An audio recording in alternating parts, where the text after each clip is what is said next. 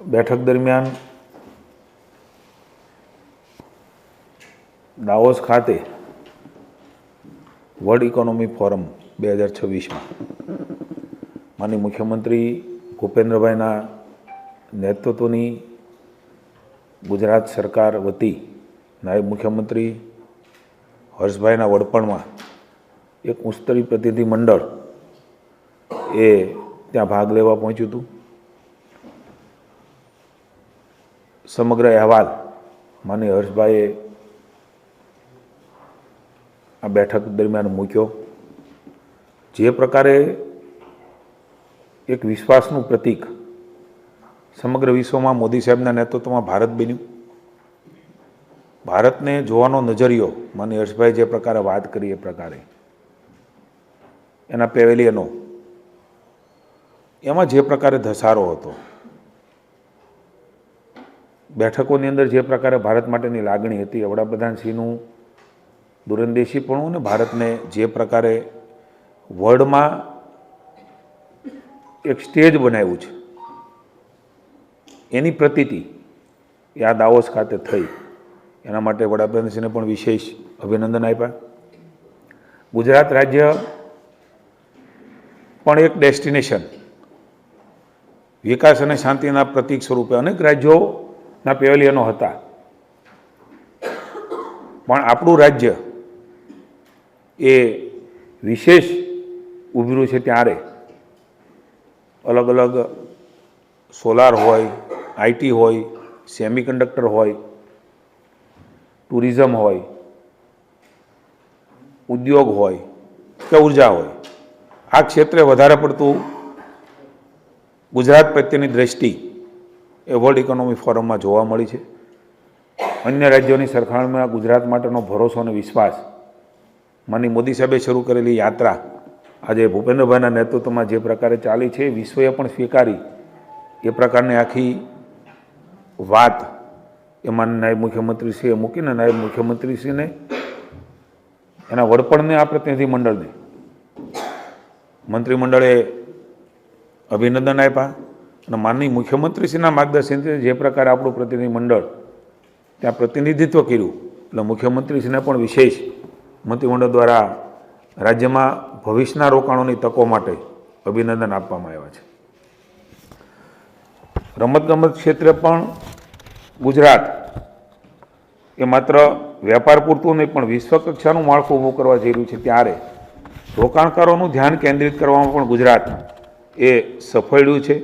ગુજરાતના governance model ease of doing business પ્રત્યે પણ એક અતૂટ વિશ્વાસ આ દાવોસ વર્લ્ડ ફોરમ ઇકોનોમી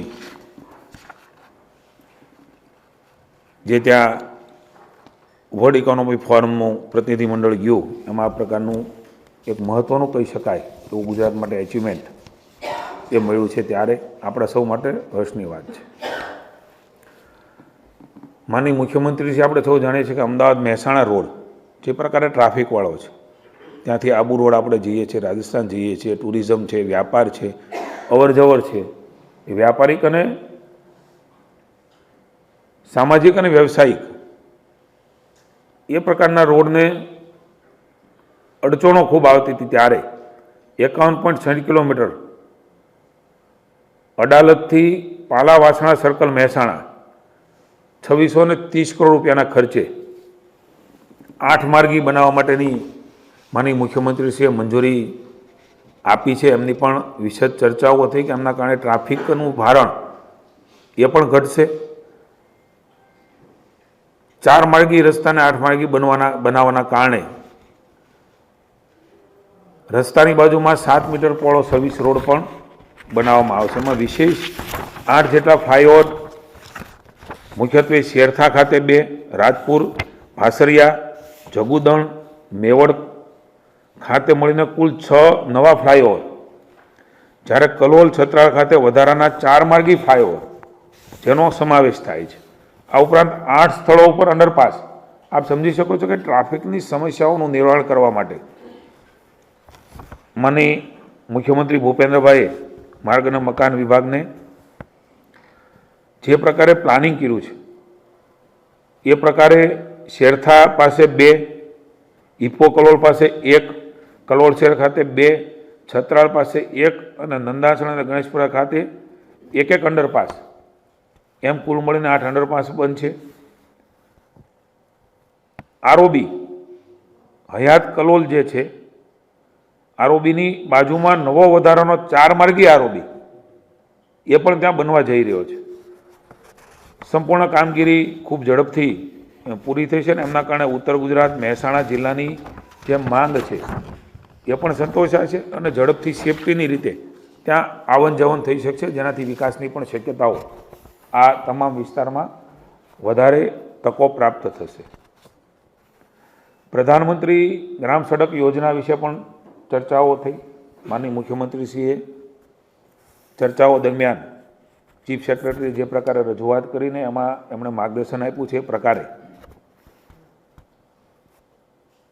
જે આપણી 2011ની વસ્તી ગણતરી છે એમાં 500થી વધુ વસ્તીના નોર્મલ એરિયા, 250થી વધુ વસ્તી ધરાવતા ટ્રાઇબલ એરિયા જે પરાવો છે, આપણે સૌ જાણીએ છીએ કે ગામની અંદર નાના મોટા પરાવો છે ને એમને આવન જવન માટે ખૂબ મુશ્કેલીઓ પડતી હોય છે. પ્રથમ વખત પાકા 12માસી રસ્તાઓ એને જોડાણ આપવા માટે ભારત સરકાર માની મોદી સાહેબના નેતૃત્વની સરકાર 60% અને 40% એ રાજ્યની સરકાર આ નાણાકીય ભારણ સાથે આ કામ કરવા જઈ રહી છે. પર્વતીય વિસ્તારોમાં પણ 1.50 કિલોમીટરની લંબાઈ સુધીમાં 500 મીટરની ત્રિજ્યામાં આવતા પરા વિસ્તારની ગાઈડલાઈન મુજબ વસ્તીના આધારે જોડાણ આનાથી આપી શકવાની છે એ પ્રકારનો નિર્ણય એ રાજ્યની સરકારે લીધો છે, જેની ગાઈડલાઈન છે કુલ 4741 સર્વે એમાં કરવામાં આવ્યા હતા. પ્રથમ તબક્કાની અંદર 1614 પરાઓ જેમ ડ્રાય ગણી શકાય એ પ્રકારે ત્યાં રહેતો એક સમૂહ હોય છે. ભારત સરકાર દ્વારા એલિજિબલ કરાયો હોય આ તમામ સર્વેના આધારે એની ગાઈડલાઈન મુજબ ભારત સરકારને માનની મુખ્યમંત્રીશ્રીએ કીધું છે કે આપણે એ પ્રકારે ભારત સરકારને દરખાસ્ત મોકલી દીધી છે. મને જણાવતા આનંદ થાય છે કે એનું જે લંબાઈ છે કિલોમીટરની 2020 કિલોમીટર આ રસ્તાઓ થવા જઈ રહ્યા છે. આ પ્રથમ તબક્કાના છે. એનો અંદાજિત ખર્ચો 2600 કરોડ રૂપિયા એ કેન્દ્ર અને ભારત સરકાર એ વહન કરવાની છે અને એનો લાભ એ મળવાનું છે. ને ભવિષ્યમાં પણ બાકી રહેલી સર્વેની કામગીરી કરીને એક પણ પરુ જ્યાં વસ્તી રહે છે ત્યાં સુવિધા અભિગમ સાથે મોદીજીએ જે પ્રકારે વ્યવસ્થાઓ દેશ અને રાજ્યમાં કરી છે એને અનુસરીને માનનીય મુખ્યમંત્રીશ્રીએ નિર્ણય લીધો છે અને એનાથી ખૂબ મોટો બદલાવ એ ગ્રામ્ય જીવનમાં પરા અને ગામડામાં રહેતા અને ત્યાંથી બહાર જતા વસતા એના માટેનું જોડાણનું એક મહત્ત્વનું પાસું એ બની રહેવાનું છે. એક ફરિયાદ હંમેશા આદિજાતિ ક્ષેત્રમાં નેટવર્કની, મોબાઈલ નેટવર્કની રહેતી હોય છે. એને દૂરસ્થ કરવા માટે મુખ્યમંત્રીશ્રીએ સાયન્સ એન્ડ ટેકનોલોજી વિભાગને વાત કરી છે. ભારત સરકાર પણ એમાં ભારત નેટ કામ કરી રહ્યું છે. એમાં ખાસ કરીને ખૂબ ઝડપથી એ નેટવર્ક આદિજાતિ ક્ષેત્રમાં જ્યાં જ્યાં તકલીફ છે ત્યાં એ પણ પૂરી કરાય એના માટેની આદેશો મુખ્યમંત્રીશ્રીએ આજની બેઠકમાં કર્યા છે. મારા વિભાગે એક મહત્ત્વનો નિર્ણય સહકાર વિભાગ દ્વારા આજે કર્યો છે, એની પણ હું આપને જાણ કરું છું. હાલના સંજોગોમાં આપણે સૌ જાણીએ છીએ કે એસઆઈઆરની અગત્યની કામગીરી એ થઈ રહી છે, ત્યારે મહેસૂલી તંત્ર દ્વારા નિર્દિષ્ટ પ્રકારની સહકારી મંડળોની વ્યવસ્થાપક કમિટીનું ચૂંટણીનું આયોજન એ કરવું મુશ્કેલ બની રહે છે. કારણ કે એમાં પણ એક વ્યવસ્થાઓ બની રહે, એની પણ પારદર્શકતા રહે અને એ પણ ચૂંટણીઓ સારી રીતે થાય એના માટેની પણ ચિંતા એ રાજ્ય સરકારે કરી છે. ને એના કારણે એ મુશ્કેલ બનતું હોવાથી એ જાહેરનામું એ જે બહાર પાડ્યું છે એ પ્રકારે સહકારી મંડળીઓ કે જેની ચૂંટણી પ્રક્રિયાઓ ચાલુ છે અથવા ચૂંટણીની પ્રક્રિયાઓ હાથ ધરવાની થાય છે તેઓને આજના જાહેરનામાથી એટલે કે જાહેરનામાની તારીખથી આગામી 6 માસ સુધી